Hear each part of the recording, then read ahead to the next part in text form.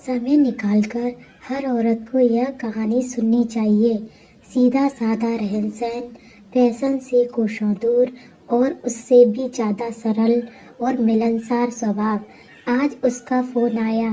जानवी, दरअसल उसकी शादी भरतपुर में हुई, पर नौकरी के कारण स्थायी तौर पर बहुत समय से जयपुर में रहती है। जब समय मिलता है हम जी भर के गप्पे मारते हैं। आज वह अपने पति, बच्चों के बारे में, सास ससुर सभी के बारे में ढेर सारी बातें कर रही थी। तभी मैंने पूछा, नौकरी करती है या नहीं? उस पर बोली, पहले नौकरी करती थी पर अब नहीं, मतलब समय ही नहीं मिलता।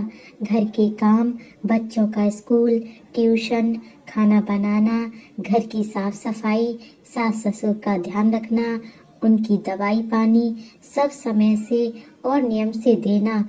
यह सब करते करते खुद के लिए समय ही कहाँ मिलता है। पतिदेव ऑफिस जाते हैं तो मैं घर का सब कुछ मैं ही देखती हूँ।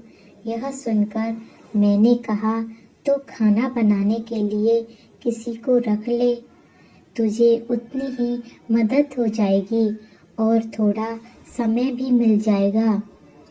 जानवी बोली, नहीं नहीं, घर के लोगों को पसंद नहीं आएगा, उन्हें मेरे हाथ का खाना ही पसंद है। सास ससुर के लिए तो कम नमक तेल का खाना बनाना होता है, वह किसी और से नहीं हो पाएगा। मैं ठीक हूँ। और उसने फोन रख दिया।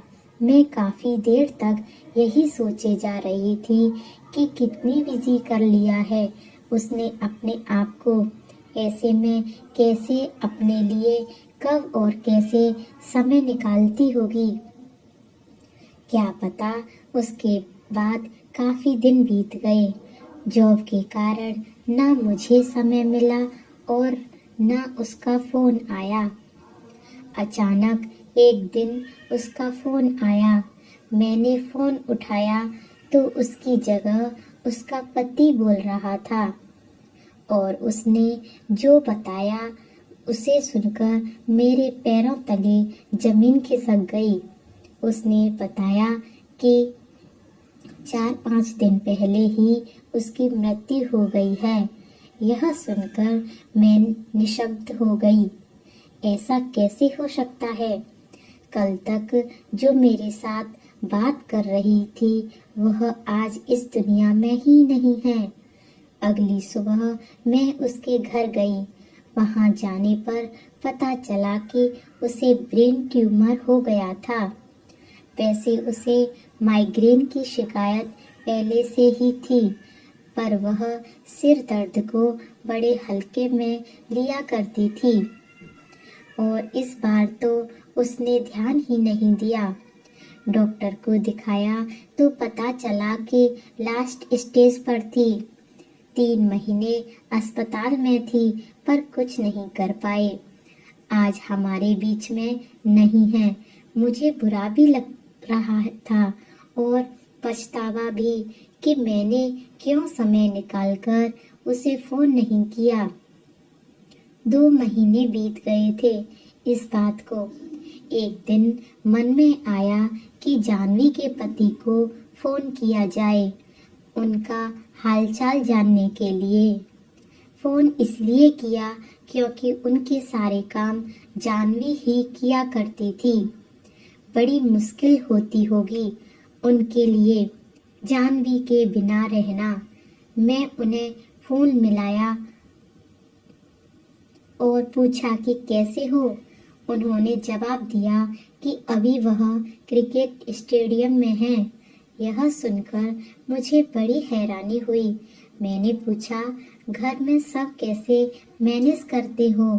तो उसने कहा, घर काम के लिए एक मेड रखी है, बच्चों को संभालने के लिए फुल टाइम मेड रखी है और माँ बाप की देखभाल के लिए एक नर्स रखी है। सब कुछ अच्छे से मैनेज हो जाता है और उसे भी टाइम मिल जाता है। मैंने थोड़ी सी बात करके फोन रख दिया। मुझे बड़ी हैरानी हुई, जिस जानवी ने अपना पूरा जीवन घर काम और घर के सदस्यों के लिए निकाल दिया, आज उसके न होने पर उसके पति ने हर काम के लिए मेड रख ली है और उसका जीवन आराम से व्यतीत हो रहा है। फिर इसमें जानवी की क्या गलती थी? साथियों, यह कहानी बताने का एक ही उद्देश्य था कि घर की स्त्रियों ने अपने घर के प्रति सभी जिम्मेदारियां निभानी ही चाहिए, पर अपनी भी कीमत करना सीखो। खुद की भी उतनी ही केयर करो जितनी आप दूसरों की करती हो। सभी काम मुझे ही करने हैं और मुझे ही आते हैं, इस बात को अपने दिमाग से निकाल दो, क्योंकि आखिर में कोई किसी का नहीं होता। खुद के लिए समय निकालो, खुद को समय दो, क्योंकि गया हुआ समय लौटकर वापस नहीं आता और बाद में हमारे हाथ में कुछ नहीं बचता। यह कहानी आपको अच्छी लगे तो लाइक, शेयर और सब्सक्राइब करें। धन्यवाद।